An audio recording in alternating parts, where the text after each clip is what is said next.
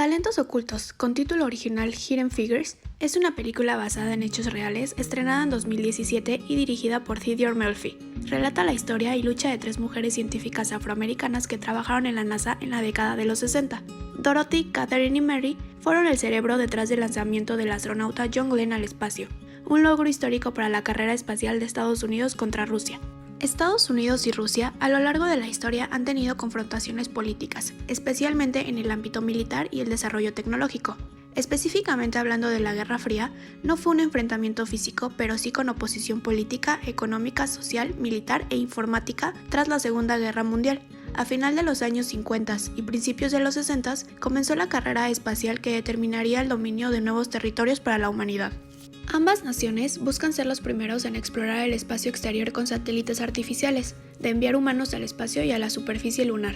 Esto conforma el contexto histórico de la película de Talentos Ocultos, basado en hechos reales y primeramente publicados en un libro del mismo título por Margot Lee Shetterly. Cabe recalcar que las aportaciones de nuestras protagonistas no son únicamente reconocidas por la marca histórica, sino por la serie de obstáculos que las dejaban en posición de desventaja para poder sobresalir en su ámbito. Fue en esta época donde se desarrollaba la segunda ola feminista. Los medios hacían más difícil la tarea de sobresalir como mujeres, y aún más siendo afroamericanas. Como la investigadora social Avital Bloch menciona, los medios reafirmaron los estereotipos de las feministas como mujeres conflictivas. Adicionalmente, dividían a las mujeres alegando que las feministas eran un tipo distinto. Bloch también expresa que la diferencia salarial y discriminación laboral tuvo sus primeros impactos a mediados de la década de los 70, por lo que en esta obra es muy evidente el conflicto latente. En el largometraje se deja bastante clara la figura de representación feminista y racial de las protagonistas, pero en este videoensayo nos adentraremos al análisis de un tercer factor, la opresión de la desigualdad social que fue tan importante en el arco de éxito de estas mujeres. Desde siglos atrás han habido conquistas y opresiones de diversas índoles para las minorías, comunidades marginadas, afroamericanos, latinos, indígenas, el género femenino o diferentes creencias religiosas. Gracias a varias revoluciones, actualmente existe una mayor conciencia de inclusión antisegregacionista en el sistema legal americano. Sin embargo, la seguridad, dignidad e igualdad de derechos que se proclama en la Constitución de Estados Unidos, país donde se encuentra nuestra película, no ha sido suficiente para evitar tragedias de carácter racista y de abuso de poder aún en pleno 2020.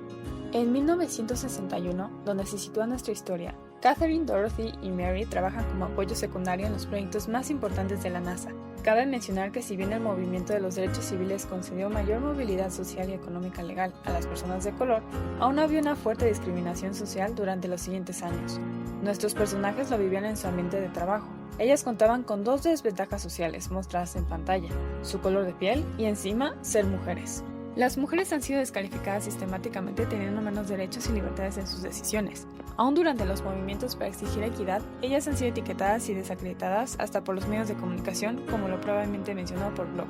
Los roles de género hacia la mujer han sido constantemente coaccionados por la sociedad.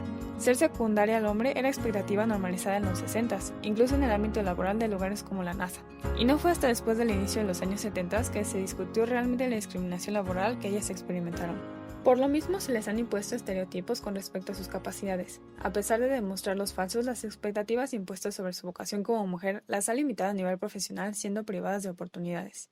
Aunque nuestros personajes ya se encuentran en un espacio mixto hombre-mujer, se ve claramente una opresión jerárquica según el sexo. A nuestras protagonistas les toca vivir un contraste que iba de la mano con la discriminación racial y el machismo, la desigualdad social. No solo eran parte de una doble minoría, sino que además su vida profesional fue altamente influenciada por el desnivel de condiciones laborales y caminos de crecimiento. Ellas se enfrentaban a una paradoja dentro de la nueva normalidad que comienza en los 60s. Las personas de color no podían mejorar su condición socioeconómica por falta de oportunidades para ellos, la cual se daba por el estereotipo de que la piel negra representaba pobreza, falta de educación y preparación, que a su vez había sido durante muchos años una consecuencia de que se les negara el acceso a estas últimas. En 1941 se promulgó la Orden Ejecutiva 8802 que impedía el ejercicio de la discriminación racial en la contratación de servicios federales y militares. Gracias a eso, años más tarde, nuestro terceto protagónico comenzó en el Departamento de Computadoras Humanas para Mujeres de Color, conocido como el Ala Oeste. En la película se observa una preferencia y jerarquía en las condiciones laborales. Al mandato de hombres caucásicos en espacios de trabajo dignos y elegantes, le seguían las mujeres blancas, mientras las mujeres afroamericanas ejercían desde sótanos oscuros. En la cafetería y en los baños diseñados para jóvenes de color, los carteles eran un recordatorio de que incluso dentro de la meritocracia de la función pública en Estados Unidos, unos eran más iguales que otros. En la escena donde Catherine se levanta para servirse café en su nueva área laboral, se observa cómo ella lo hace con naturalidad como si fuera el ala oeste. Seguido de eso percibe el rechazo y cierto asco de sus compañeros. Más adelante encuentra una segunda cafetera etiquetada para personas de color. Es como Melfi nos narra explícitamente la opresión que ella sufre. Bajo el mismo departamento, jefe y proyecto, se le sigue censurando información esencial para su trabajo y se le impide contribuir en iniciativas importantes. Ella no es una igual, pero fue la misma opresión social la que conlleva a un quiebre emocional antes del empoderamiento personal. Junto a ello, las tres protagonistas toman la delantera para encarar esta diferencia y hacerse valer por sus talentos. Unido a la diferencia de género y racial que se vivía en esos momentos, otro gran factor ocasionaba injusticia social, el avance tecnológico. El reemplazamiento inminente del personal por máquinas o robots se ligaba a la preparación ante él, con el acceso a la información, las capacidades y el desempeño de nuevas herramientas. Como mencionan Portillo y Ramón, la perspectiva de un desplazamiento permanente del trabajo humano por el de las máquinas se ha planteado desde la revolución industrial. De instancia, Dorothy se adelanta a aprender la programación del nuevo sistema IBM, el cual sustituiría a su departamento completo. Otra consecuencia social del progreso son las relaciones de poder. La disparidad laboral retoma fuerza. El empleador no estaba obligado a otorgar un contrato, dejando al empleado vulnerable ante el despido. Erickson y Goldorper argumentan que los trabajadores no capacitados satisfactoriamente se verán afectados por el progreso industrial, siendo relegados, tal como lo vemos en las computadoras humanas. La superior de Dorothy le obstruye escalar de puesto, aun sabiendo el destino que se espera. Vivian utilizaba su privilegio como excusa de poder. No obstante, Dorothy y Catherine se anteponen a la nueva tecnología para ser esenciales, resultando tan valiosas como la IBM, independiente a su color y sexo. Por otro lado, Mary luchaba por el puesto de ingeniera en la NASA. Sabiendo que ella no tendría acceso fácil, se postula, y se le es negado aumentando así los requisitos académicos para conseguirlo. Ella lleva ante un juez su caso y emprende como la primera mujer afroamericana admitida en una escuela de blancos, seguido de graduarse como ingeniera, y que contribuyó al lanzamiento de Glenn al espacio. Lo que buscaba no era ilegal, pero sí revolucionario, por las mismas cuestiones ya mencionadas sobre la desigualdad de oportunidades. Mary se propuso conseguir sus objetivos a pesar del impuesto estigma social.